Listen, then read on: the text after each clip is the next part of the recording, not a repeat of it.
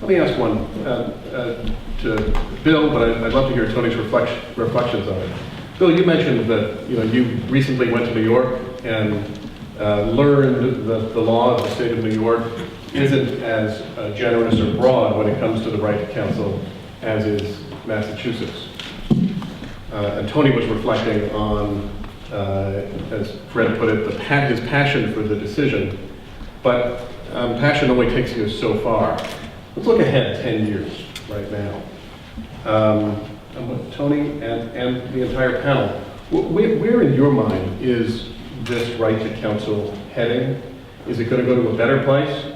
And in your opinion, what's going to be necessary for the political will, if that's what's required, to get there? Well, I really want to hear what Tony has to say. I'll just say briefly that I think what has to happen is that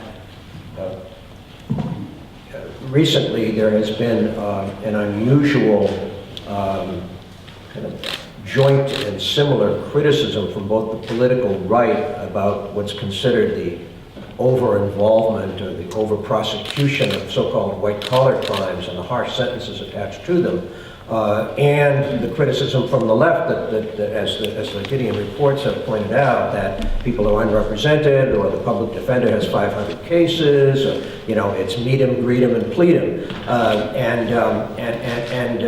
And so I think there is a political moment here where we can combine that with the result that we are leading the world in an extremely dubious category of societal value, and that there's a chance to do something about it. On Friday, I spoke at the Department of Justice just this past Friday, 50th anniversary commemoration, and I proposed something there that others have proposed before, a national commission on the fair administration of justice that would bring prosecutors, judges, defense counsel, victim advocates, defendant advocates, and so on, all together to see how we can create a system that is less intrusive, less punitive, less costly, more protective of public safety by doing things that are smart instead of doing things that sound good but don't really protect the public. There was a tremendous amount of interest shown in that by the top personnel at the U.S. Attorney General's office. I think there's a real chance that that might take place. I hope it can, because we've got to break down these interest group divides where it's defense versus prosecution, right versus left. I hope that the current Attorney General and the former Attorney General, Dick Thornburgh, who's been writing compellingly about the problem from the white-collar perspective, I hope that this can merge into what in essence needs to be a political movement, because the power of Gideon comes from a court decision. It has never actually captured national political support in a way that it needs to make it effective. Tony? Well, I don't disagree with a word of that. I think it was wonderful. Mr. Leahy knows more about it than virtually anybody, and I think that was a fine statement of what the realities are. Of course, the people who are actually responsible for much of the trouble we have were not at this conference, members of Congress. He named just about everybody on the list of worthies except members of Congress, and they're the guys who pass these absurd laws, piling on these outrageous punishments, which cause a lot of the trouble. 3 strikes, you're out, whatever it is. Some of the examples are given in the passages we've quoted. People who've stolen $29.70 worth of whatever, and they get put away for life. And that comes back to political will, just what Bill said in his last sally. So what's going to make that political will come? I think a celebration of Gideon, which is what we're doing over this weekend and this week, is a good thing. I think we get the public to understand that this is a moment of glory for the United States. This is us at our best, making a difference. in the decencies of life.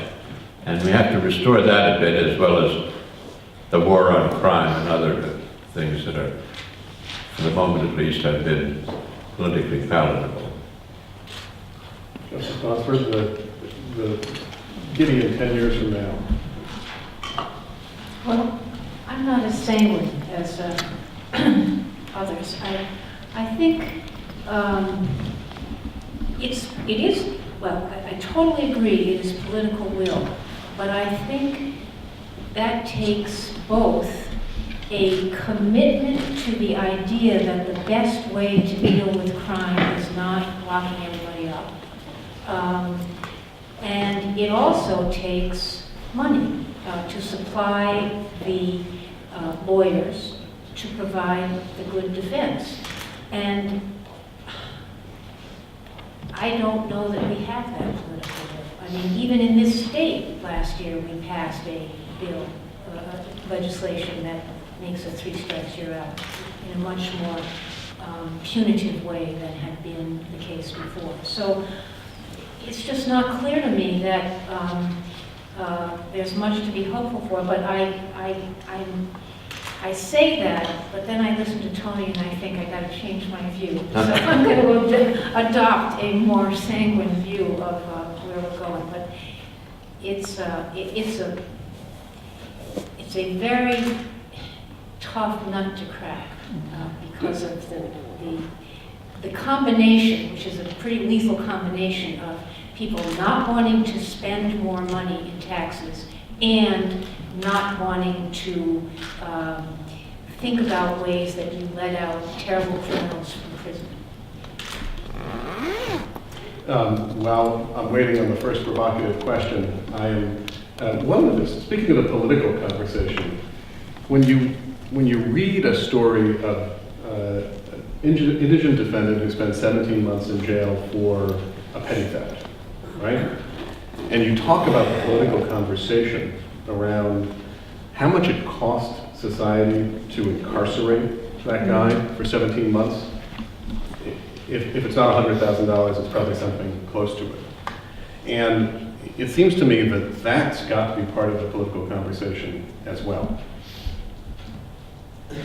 Well, a quick sober point and then a quick uplifting point, hopefully. The sober point, I'm afraid I share Her Honor's skepticism that there's going to be political will. There's no lobby for guilty people, quote unquote, and there's very poor politics for defending people who are disadvantaged generally and are accused of crimes in particular. So you add to that the fact that we're living in a climate where Congress is looking for ways to cut money. We ourselves are dealing with cuts to research funds and potentially to student scholarship funds. I mean, things where you'd think there would be strong public support, and those are ones that we're struggling with. Imagine how much less their support for for criminal defendants and for the bar to defend criminal defendants. So that would take us down a pretty dark path, I think, to suggest that it's hard to imagine the politics of this. Here's sort of a glimmer of hope, it seems to me. There is the solution to 2 problems here. I mean, we know that we have 45,000 graduates of law schools every year, and employment issues facing young lawyers are a huge problem in this country. Not to mention a lot of lawyers who are out of law school who are having trouble finding ways to keep employed as attorneys. At the same time as you have that, you have huge underserved populations in the criminal, by the way, and in the civil context, housing, family law, other civil contexts. You have people who have the ability to practice law who aren't practicing law, and you have huge unmet needs. Surely there should be a way to put those two things together in a way to provide some solutions. Do you all see that, Bill, when you were testifying in Washington? Was anybody talking about making the supply and demand connection like that? I don't think the point was made quite so explicitly. I do want to say one thing that was said. I think it was the chairman of the Congressional House Committee on Criminal Justice, and a representative from Virginia. He wrote quite a lovely letter in which he said that he advocated for a system in which he was familiar with the retrial of Clarence Earl Gideon, and that's always been my favorite chapter of your book, Tony, because Clarence had his choice of the ACLU lawyers, the biggest firm, a trial level Abe Fortas, I suppose. And he said, no, I want Fred Turner, I want the local guy. And Fred went out and, chatted up the witnesses and knew his local jury pool and his local judge, and the result was, an acquittal by the jury, and the finger being pointed at what the government had thought was its star witness. It's a great story, and it takes time. Again, I have, like Fred, I have a positive statement and then ultimately support for Judge Botsford. The positive statement is that the House chairman, Republican House chairman of the committee, was clearly familiar with the retrial. He talked about the cross-examination. He didn't name Fred Turner, but he knows what happened at Gideon's retrial. And he says that's what we should have. That should be our system. That's all any of us is asking for. And so that was wonderful, and I'm going to write that man a letter, and we're going to see if he means what he said. But the reality is that good lawyering, even at public sector rates, costs money. It's not cheap. I mean, when your sink drain breaks, you got to get it fixed, and it's not cheap. Labor, and when you talk about professional labor, it's expensive. The political will to pay for that, and the only silver lining I have in my support for Judge Botsford is if we can coalesce around a significant diminution of the types of behavior that requires the application of the criminal law. That's been a revolution since the 1960s. In the 1960s, serious violent felonies were prosecuted and were met with serious punishment. But a lot of other behavior that we now have wars on was either not criminalized, and maybe that wasn't right, but the criminal law has come in whole hog on a whole host of wars. We always call them wars, and we always name the act after a person who's been victimized. Has created a real cycle of which I do agree with the judge. It's going to be very hard to find our way out. Our first question. First, sorry to delay you, but one example that struck me in an odd way of what Mr. Leahy has just said. Concrete difference between having a lawyer and not. I watched the filming of the movie about Gideon with Henry Fonda and all that. I had nothing to do with it, but I just watched it. Watched to make the movie. It was a lot of fun. And at the first trial, Gideon's first trial, a taxi driver testified that he had picked Gideon up at the Bay Harbor pool room at 2 o'clock in the morning, whatever. And when Gideon got in the taxi, he said, "Don't tell anyone you picked me up here." And Gideon didn't cross-examine that. At the second trial, Fred Turner, who was correctly praised by Mr. Leahy, said, "Cross-examination, Mr. Turner?" And he asked the taxi driver, "Had Gideon ever said that to you before?" And the taxi driver said, "Oh yes, he always said that every time he got in the cab." Why? And the and Fred Turner, the character Fred Turner says in the movie, "Oh, I think it was woman trouble or something." Makes a real difference, doesn't it? Little cross-examination goes a long way.